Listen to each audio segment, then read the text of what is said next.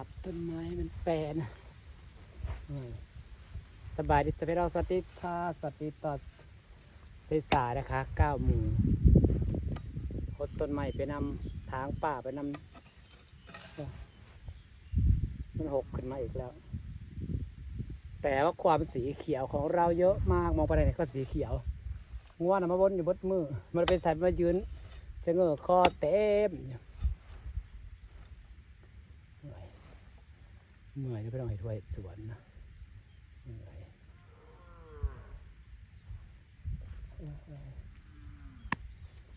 ความสุขเล็กๆน้อยๆนะพี่น้องเนาะ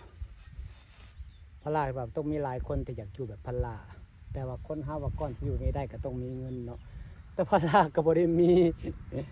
ถ้าได้จากยูทูบก็บ่ได้แต่ว่า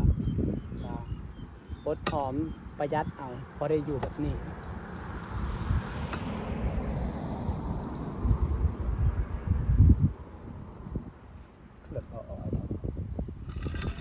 อดหอมประหยัดเอาพอได้อยู่ไปน้องใส่มื้อละ100-200ก็พออยากอยู่แบบนี้แบบข้าวนี่มันใหญ่เนาะแต่ว่าคัดเสียให้มีรายได้ก็บ่ได้มีดอกปลาก็บ่ปลากะก็สิเลี้ยงไว้หรือว่าคือว่าลาเว้าแหละสิบ่เน้นอาหารสิเน้นระยะเวลาเอาให้มันใหญ่ก่อนจังขายพอปลามันก็บ่ได้จ่อยได้มันก็ใหญ่อยู่ได้แต่มันก็บ่สู้เอาเพื่อเฮาบ่ต้องเลี้ยงเป็นเชิงธุรกิจเลี้ยงเป็นเชิงแบบว่าเลี้ยงไว้กินไว้เซ็งไว้แยงเนาะเบิ่งลูกมันออกหลายตอนที่จริงแล้วปลาบ่หมันก็ใหญ่คือกันนะคนก็อยากซื้ออยากกินคือกันเพราะว่าถ้าเฮาเกลืออาหารถึงมันก็ใหญ่คือกันแต่ตอนใหญ่เขาบ่ค่อยเกลือว่ากันนี่สิคึมคือท้าให้มันแบบว่ามันจะหกแหน่ทางลงในจังหน่อยก็ต้องหยาท้าแล้วก็ขึ้นคือเก่าเพราะว่าพืชน้ำบ้านมันเป็นมันเป็นบ้านสวนเนาะมันไม่ได้แบบว่ามันเดินเฮือนที่ต้องปลูกแบบว่าคอนกรีตแล้วตอนนี้ต้นไม้หกแต่ถาต้นไม้เขาใหญ่ขึ้นมากับสีงามน่าว่าสีเรียนในอะไรอย่างวะเรียนซ้ำต้นเกาหลีอยู่ต้นไทรเกาหลีอยู่ซ้ำไว้แล้วก็ปลูกใส่กระถางไว้มันใหญ่แล้วก็ขายนะ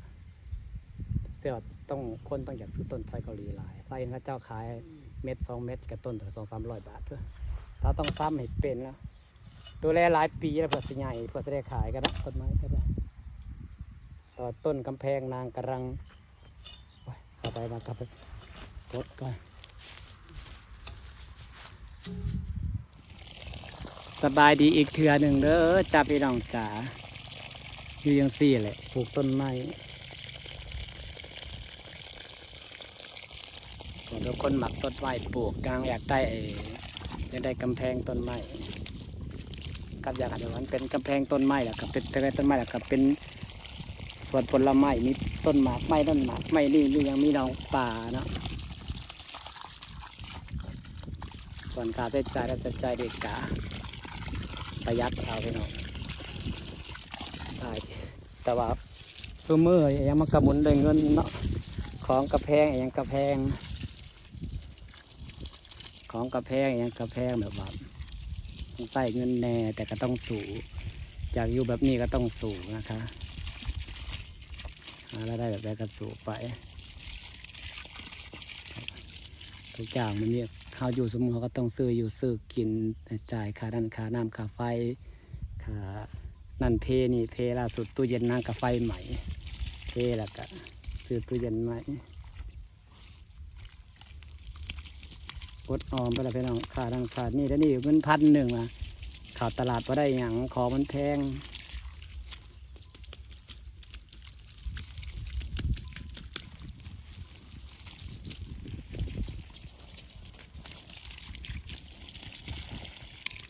ก็ยังนั่งหดพักแต่ละมือนั่งจังแบบว่าโดน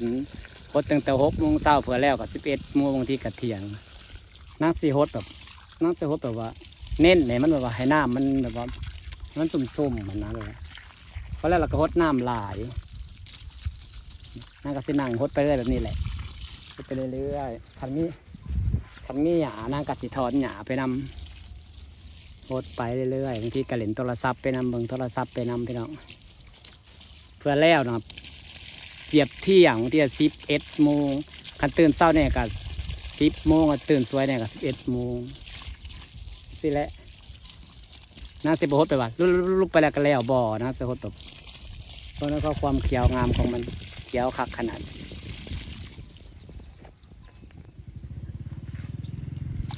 หัวมันขอบขด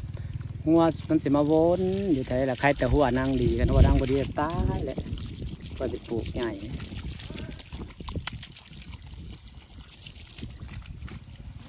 โมเมนต์ว่าเจ้าเดี๋ยวว่าลายเจ้าเพราะตอนนี้มันแห้งแล้งเนาะมันกับเขียวสปอร์ตแถวพื้นที่เฮือนหน้าสิเนาะเพราะว่ามันกับมาวนคนขี่รถผ่านอาจารย์สายอีนี่มันเป็นบ้าบ่แต่ละมือนั่งเฝ้าแต่ต้นไม้มันนี่ที่แหละนะสมมติแบบสีไปเรื่อยๆเลยสินะหดไปหน้ามันเลยลายแล้วก็หดนั่งหดไปเรื่อยๆเลยว่าฉันไม่อยากกระท้อนหยาออกน้ำแต่ต้นไทรเกาหลีมันกำลังสัตว์พี่น้องข่าวว่าอีกประมาณในเดือนมีนาเนาะสงกรานต์จะได้สูงเติบอยู่นี่สงกรานต์แล้วก็ตกหนาฝนปุ๊บปีหนาก็จะได้ประมาณ2 เมตรถ่วมหัวเท่ากับอันที่นางปลูกปีที่แล้วนี่น้ำงามไฟแนมไปไฟกับ3ว่าคืองามแท้ก่อนต้นนั้นมันเป็นกำแพงเลยเนาะนะพี่น้องเห็นไหมเป็นกำแพงเลยเห็นดิต้นนั้นนะเป็นกำแพงละเหลือแต่ตัวข้างหน้าบ้านนี่แหละถ้าเป็นกำแพงหน้าบ้านมันก็สีงามขนาดนี้ยังงามแต่มันเขียวบ้างเนี่ยได้บ้างเนี่ย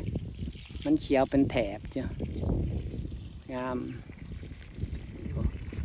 กลางปลูกนางกระเต็มนี่แหละชีวิตนางแต่ละมือตื่นเช้ามาเห็ดหยังบางทีก็เว้นมือโฮดแต่ส่วนใหญ่นะนั่งสิหมักโคตรซุมือหรอกเพราะว่าโฮดเห็ดไปเพลินไปสิแหละเพราะว่าอยากให้มันใหญ่ไวอยากให้มันงามให้มันใหญ่ไวให้มันเขียวนะมันเขียวได้แน่เป็นพืชสีเขียวเรามีความสุขพี่น้องความสุขของคนเฮาบ่คือกันเนี่ย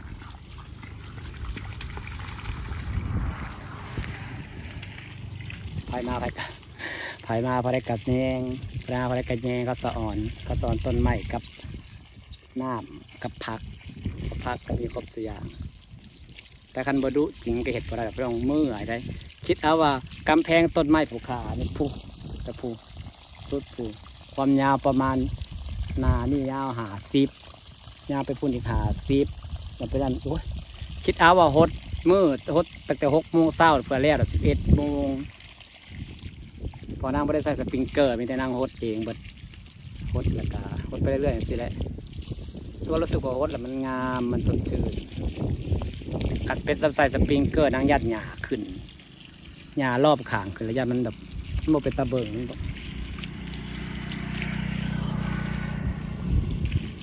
พี่น้อง2-3 มื้อเนี่ยนอนจะออกเรือมาได้ที่มีมือนี่คึมห้อนแท้ห้อนว่าสิระเบิดเพราะว่าเดินนางพอได้มีต้นไม้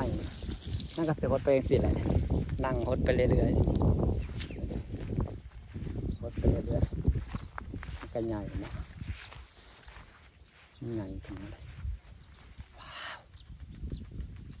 สิพาไปบ่มมีเป็นหมา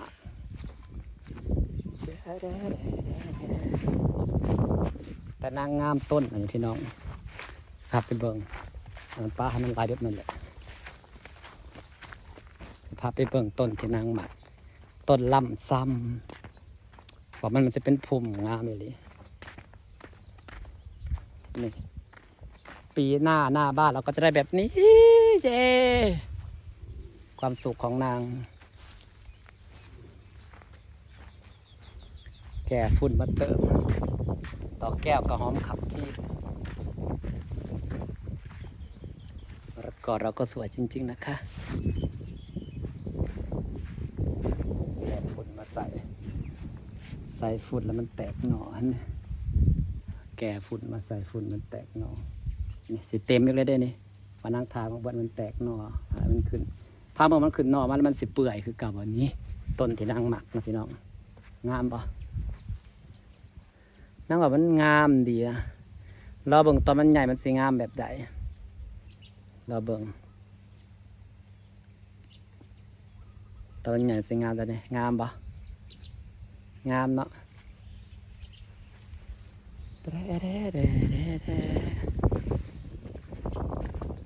เราก็มีป่าเนาะเมื่อนี้อากาศอาจจะดี2 มื้อที่แล้วฮ้อนโพดมีแต่ขีเขียว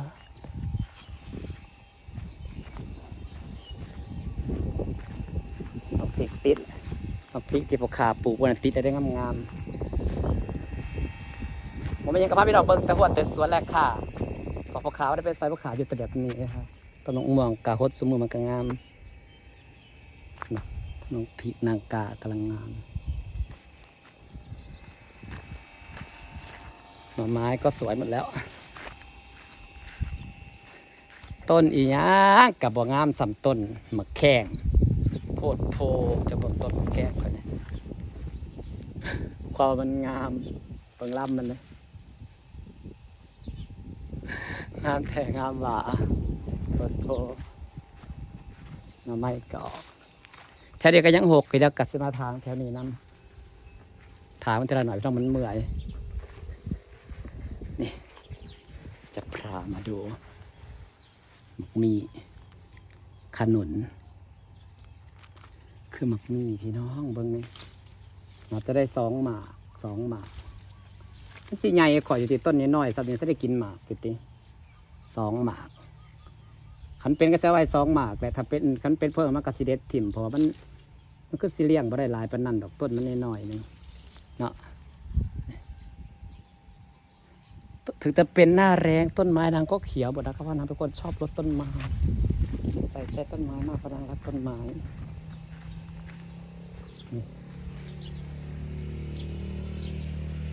งามเกินที่แน่ๆเมื่อไหร่มะละกอเราจะสุกจะบ่งความดกอย่างกระดกกระเดียดแท้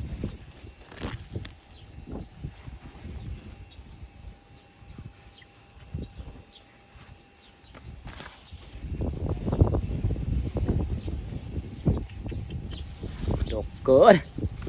นอนสิพาบรรยากาศไว้สักนิดเด้อจ้าขอบคุณทุกคนที่ติดตามนะคะไปรดน้ำต้นไม้ก่อนจ้าสบายดีเด้อผิดพลาดยังก็ขอโทษขออภัยเด้อจ้าพี่น้องจ้าขอบคุณที่ยังเข้ามาให้เป็นกำลังใจค่ะเรื่องได้กับบ่ได้ดอกพี่น้องเพราะว่ายอดคนเบิ่งกะนั่งกระลงหมดละคลิปยอดคนเบิ่งกะ1,000 2,000 2-3 เดือนจะได้เงิน100 เหรียญ2 เดือนจะได้เงิน100 เหรียญก็ทายไปเลยพอได้ค่าน้ำค่าไฟเนาะทายให้เพราะว่ายังมีแม่บางคนมันก็ยังอยากเบิ่งธรรมศาสตร์รอบๆบ้านเพื่อนพลาอยู่พลาก็ยังเสียละที่ผ่านยังก็ขอตัวอภัยเด้อจ้ากระซับนี่แหละพี่น้องฝากเบิ่งฝากแง่งเนี่ยจ้าสบายดี